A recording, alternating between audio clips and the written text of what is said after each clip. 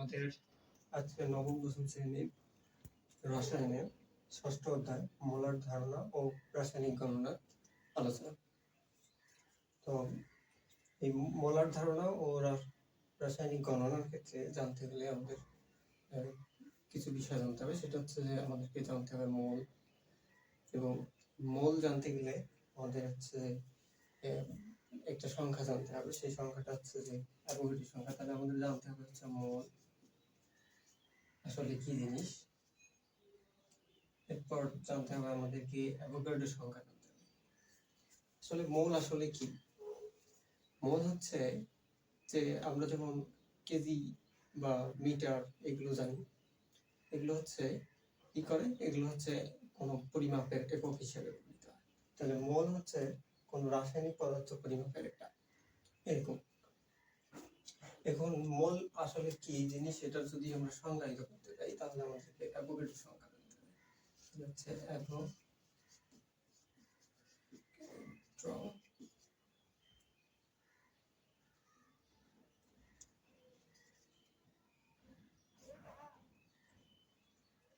Avogadro সংখ্যা।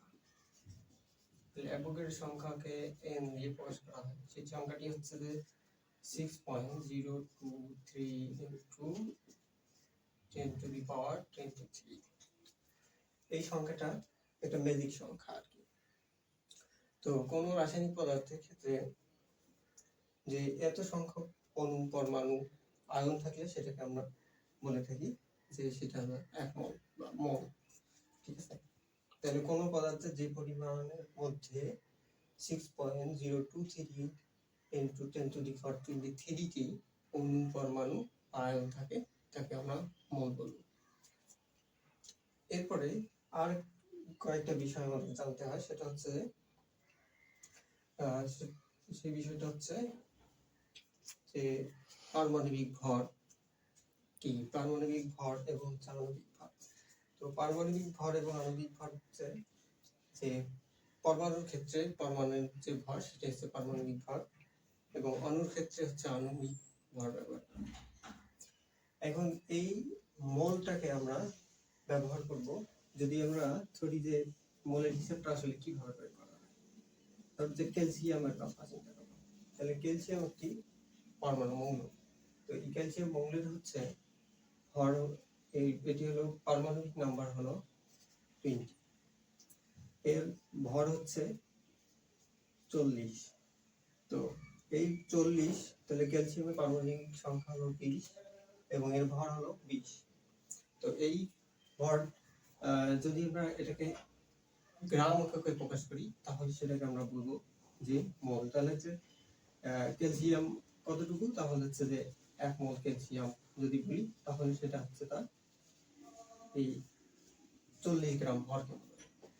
আবার আরেকটা চিন্তা করি, যদি ক্যালসিয়াম কার্বনেটের কথা চিন্তা করি, তাহলে ক্যালসিয়াম কার্বনেটকে ভাঙলে আমরা যে জিনিস পাই তা হচ্ছে যে ক্যালসিয়ামের ভর হচ্ছে 40, কার্বনের ভর হলো 12। তো এখানে হচ্ছে অক্সিজেনের ভর যদি নির্ণয় করি তাহলে অক্সিজেন হচ্ছে 16, তাহলে 3টা অক্সিজেন আছে হচ্ছে যে 16 into 3। তো এখানে থেকে আমরা যেটা পাবো সেটা হচ্ছে যে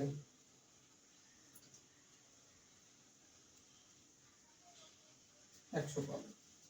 তাহলে এই 100 যে বের হইল 100, তাহলে যে ক্যালসিয়াম কার্বনেটের পরিমাণটা বলে আমরা 100।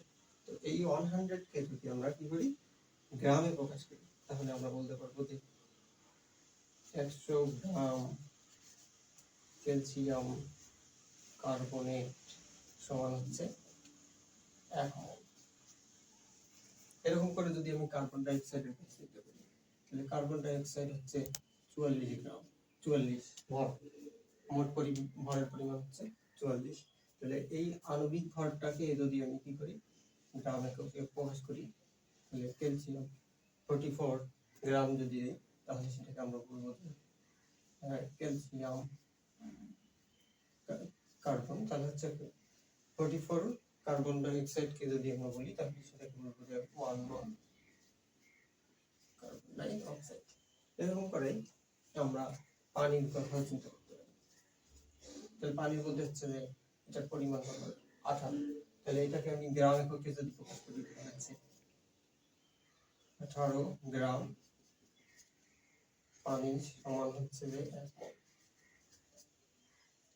এটা হচ্ছে সাধারণত আমাদের মোল। এখন এই মোল এর বিষয়টি আমরা তো জানবো। এখন হচ্ছে যে কোনো ক্ষেত্রে যদি ব্যবহার করতে বলে যে একটি পানির অণুর ভর কত, সেক্ষেত্রে আমাদের এই অ্যাভোগাড্রো নাম্বারটি ব্যবহার করতে হচ্ছে। যে আমরা জানি যে পানির অণুর ভর হচ্ছে 18, তাহলে হচ্ছে পানির অণু সমান পাইলাম হচ্ছে আমরা 18 গ্রাম। তো 18 গ্রাম পানিতে বলছে যে একটি পানির অণুর ভর কত, তাহলে সেটাকে আমরা উল্লেখ করতে পারি যে